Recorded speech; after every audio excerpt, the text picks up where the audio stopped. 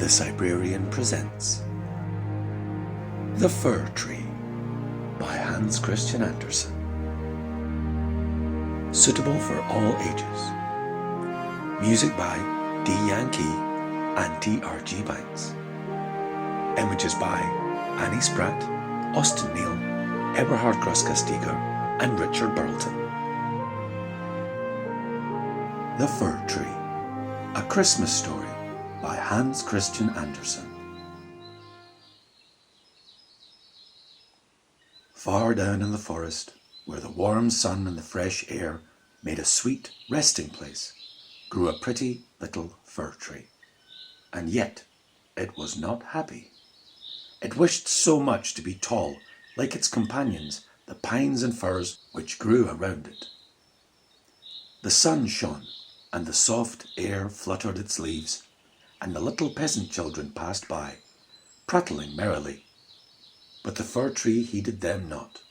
Sometimes the children would bring a large basket of raspberries or strawberries, wreathed on a straw, and sat themselves near the fir tree, and would say, "Is it not a pretty little tree?" which made it feel more unhappy than before. And yet, all this while the tree grew a notch or joint taller every year. For by the number of joints in the stem of a fir tree, we can discover its age. Still, as it grew, it complained. "Oh, how I wish I was as tall as the other trees.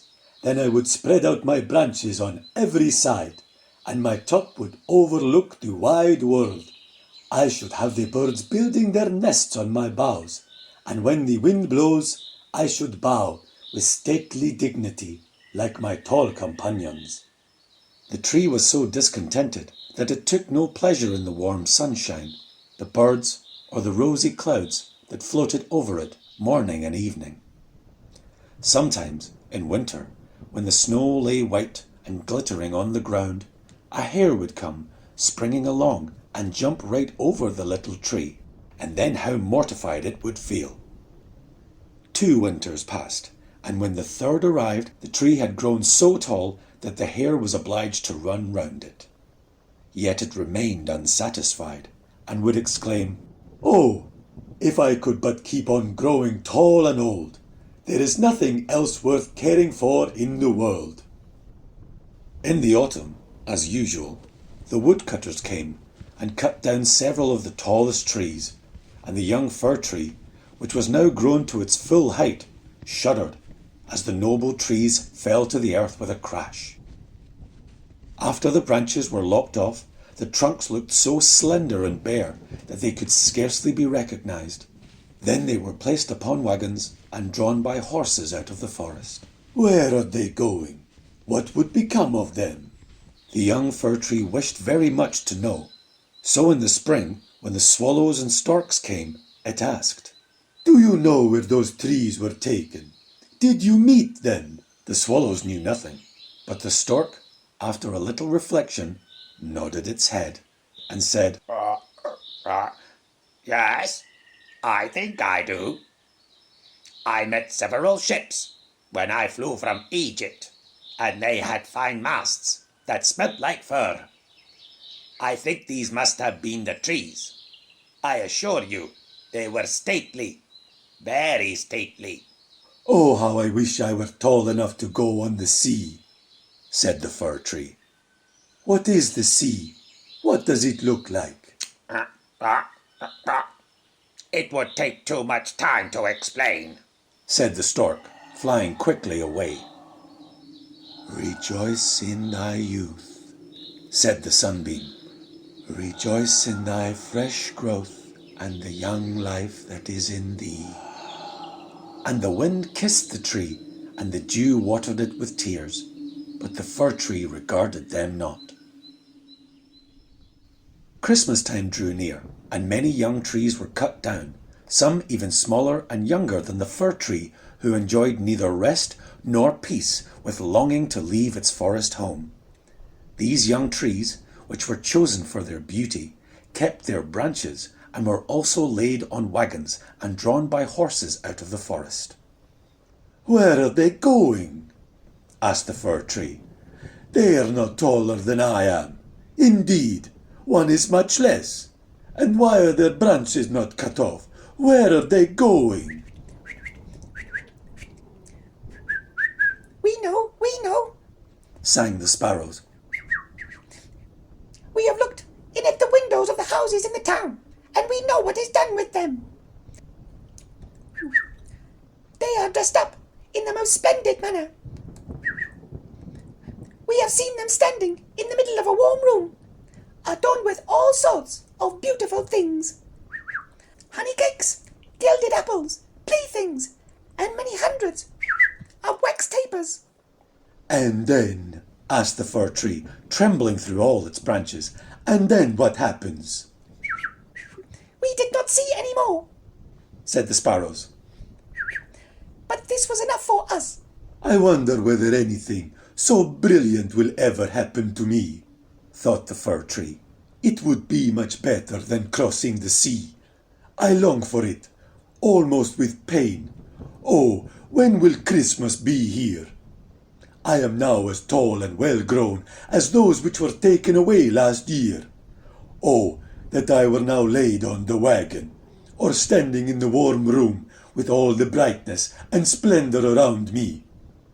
Something better and more beautiful is to come after, or the trees would not be so decked. Yes, what follows will be grander and more splendid. What can it be? I am weary with longing. I scarcely know how to feel. Rejoice with us, said the air and the sunlight. Enjoy thine own bright life in the fresh air. But the tree would not rejoice, though it grew taller every day, and, winter and summer, its dark green foliage might be seen in the forest, while passers-by would say, "What a beautiful tree!" A short time before Christmas, the discontented fir tree was the first to fall. As the axe cut through the stem and divided the pith, the tree fell with a groan to the earth, conscious of pain and faintness, and forgetting all its anticipations of happiness, in sorrow at leaving its home in the forest. It knew it should never again see its dear old companions, the trees, nor the little bushes and many-coloured flowers that had grown by its side, perhaps not even the birds. Neither was the journey pleasant at all. The tree first recovered itself while being unpacked in the courtyard of a house, with several other trees, and it heard a man say, "We only want one, and this is the prettiest." Then came two servants in grand livery and carried the fir tree into a large and beautiful apartment. On the walls hung pictures, and near the great stove stood great china vases with lions on the lids. There were rocking chairs, silken sofas, large tables covered with pictures, books and playthings, worth a great deal of money. At least the children said so. Then the fir tree was placed in a large tub full of sand, but green baize hung all round it, so that no one could see it was a tub, and it stood on a very handsome carpet. How the fir tree trembled! What was going to happen to him now? Some young ladies came, and the servants helped them to adorn the tree. On one branch they hung little bags cut out of coloured paper, and each bag was filled with sweetmeats. From other branches hung gilded apples and walnuts, as if they had grown there, and above and all round were hundreds of red, blue and white tapers, which were fastened on the branches. Dolls, exactly like real babies, were placed under the green leaves. The tree had never seen such things before, and at the very top was fastened a glittering star made of tinsel. Oh, it was beautiful. This evening, They all exclaimed. how bright it will be. Oh, that the evening were come, thought the tree, and the tapers lighted. Then I shall know what else is going to happen. Will the trees of the forest come to see me? I wonder if the sparrows will peep in at the windows as they fly. Shall I grow faster here and keep all these ornaments summer and winter? But guessing was of very little use. It made his bark ache, and this pain as bad for a slender fir tree as a headache is for us. At last the tapers were lighted, and then what a glistening blaze of light the tree presented. It trembled so with joy in all its branches that one of the candles fell among the green leaves and burnt some of them. Help! Help! Exclaimed the young ladies. But there was no danger, for they quickly extinguished the fire. After this, the tree tried not to tremble at all, though the fire frightened him. He was so anxious not to hurt any of the beautiful ornaments, even while their brilliance dazzled him. And now the folding doors were thrown open, and a troop of children rushed in as if they intended to upset the tree. They were followed more silently by their elders. For a moment, the little ones stood silent with astonishment, and then they shouted for joy, and they danced merrily round the tree, while one present after another was taken from it. What are they doing? What will happen next? Thought the fir. At last the candles burnt to the branches and were put out. Then the children received permission to plunder the tree. Oh, how they rushed upon it, till the branches cracked, and had it not been fastened with the glistening star to the ceiling, it may have been thrown down. The children then danced about with their pretty toys, and no one noticed the tree, except the children's maid, who came and peeped among the branches to see if an apple or fig had been forgotten. A story! A story! Cried the children, pulling a little fat man towards the tree. Now shall we be in the green shade, said the man, as he seated himself under it, and the tree will have the pleasure of hearing also. But I shall only relate one story. What shall it be? Ivedy, or Humpty Dumpty, who fell down the stair, but soon got up again, and at last married a princess? Evada Avadi! Cried some. Humpty Dumpty! Cried others. And there was a fine shouting and crying out. But the fir tree remained quite still, and thought to himself, Shall I have anything to do with all this? But he had already amused them as much as they wished. Then the old man told the story of Humpty Dumpty, how he fell down the stairs and was raised up again and married a princess. And the children clapped their hands and cried, Tell another! Tell another! For they wanted to hear the story of Iveda Avadi, but they only had Humpty Dumpty. After this, the fir tree became quite silent and thoughtful. Never had the birds in the forest told such tales as Humpty Dumpty, who fell down the stairs and yet married a princess. Ah, yes, so it happens in the world, thought the fir tree. He believed it all, because it was related by such a nice man. Ah, well, he thought, who knows? Perhaps I may fall down too and marry a princess. And he looked forward joyfully to the next evening, expected to be again decked out with lights and playthings, gold and fruit. Tomorrow I will not tremble, thought he. I will enjoy all my splendour, and I shall hear the story of Humpty Dumpty again, perhaps even Iveda Avadi. And the tree remained quiet and thoughtful all night. In the morning, the servants and the housemaid came in. Now, thought the fir, all my splendour is going to begin again. But they dragged him out of the room and upstairs to the garret and threw him on the floor in a dark corner where no daylight shone. And there they left him. What does this mean? Thought the tree. What am I to do here? I can hear nothing in a place like this. And he had time enough to think, for days and nights passed, and no one came near him. And when at last someone did come, it was only to put away large boxes in a corner. So the tree was completely hidden from sight as if it had never existed. It is winter now, thought the tree. The ground is hard and covered with snow, so that people cannot plant me. I shall be sheltered here, I dare say, until spring comes. How thoughtful and kind everybody is to me.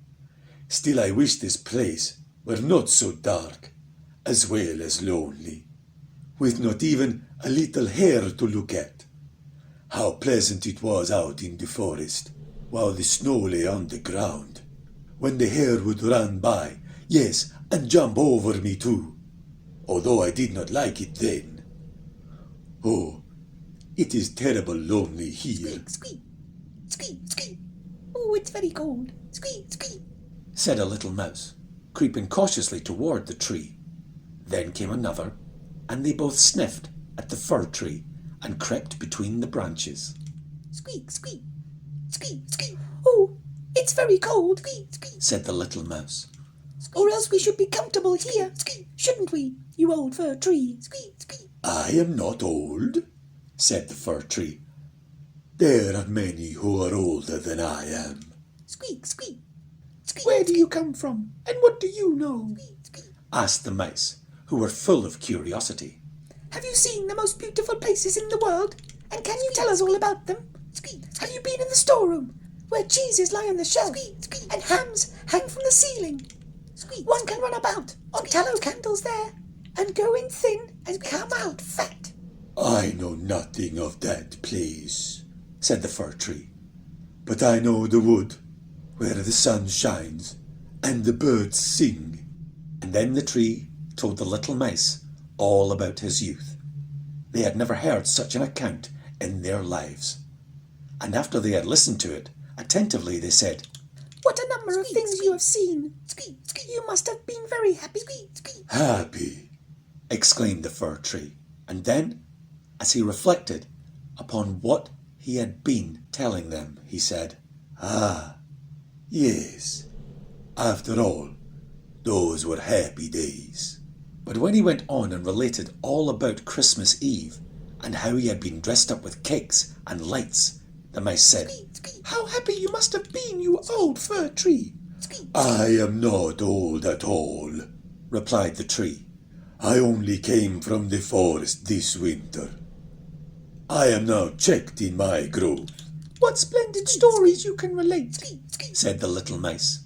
And the next night 4 other mice came with them to hear what the tree had to tell. The more he talked, the more he remembered, and then he thought to himself, Those were happy days, but they may come again. Humpty Dumpty fell down the stairs, and yet he married the princess. Perhaps I may marry a princess too.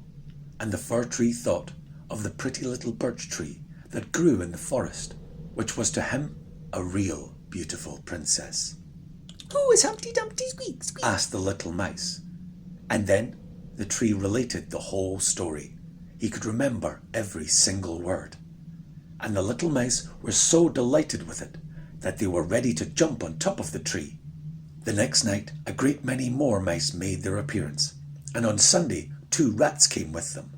But they said it was not a pretty story at all, and the little mice were very sorry, for it made them also think less of it.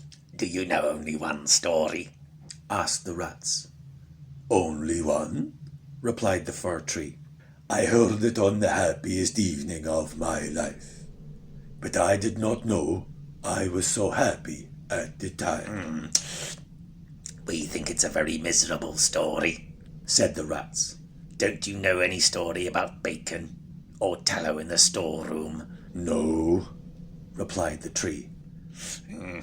Many thanks to you then, replied the rats, and they marched off.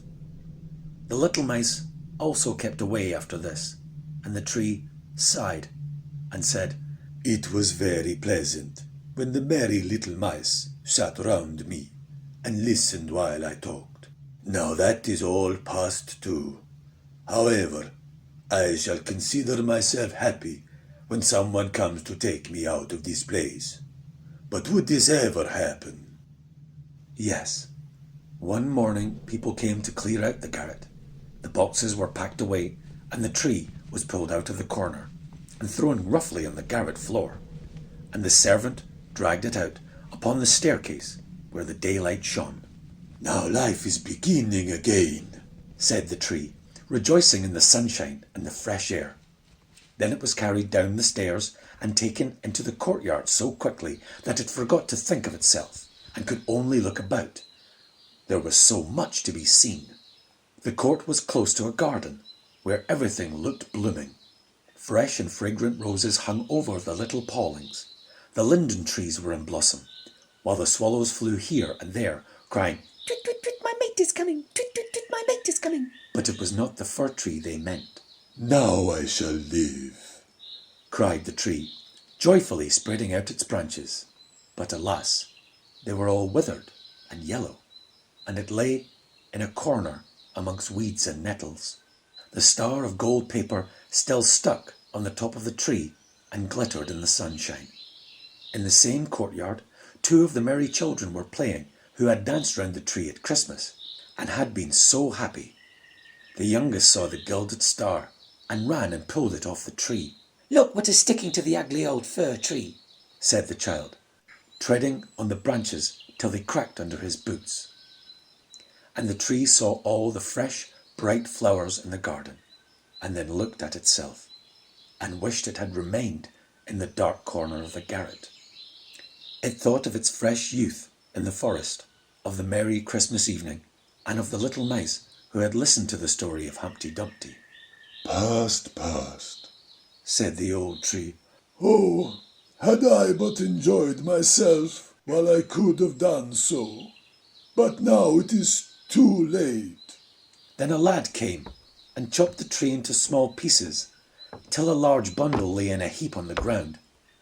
The pieces were placed in a fire under the cooper, and they quickly blazed up brightly, while the tree sighed so deeply that each sigh was like a pistol shot. Then the children, who were at play, came and seated themselves in front of the fire, and looked at it and cried, "Pop, pop, pop, pop." But at each pop, which was a deep sigh, the tree was thinking of a summer day in the forest, and of Christmas evening, and of Humpty Dumpty, the only story it had ever heard or knew how to relate, till at last it was consumed. The boys still played in the garden, and the youngest wore the golden star on his breast, with which the tree had been adorned during the happiest evening of its existence. Now all that was past. The tree's life was past, and the story also. For all stories must come to an end at last.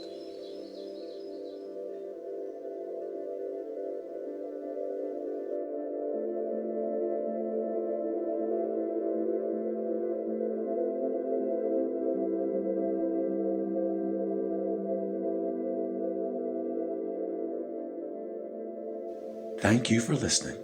For updates, follow us on Facebook, Twitter, and Instagram. Please like, comment, share, subscribe, and hit the notification bell.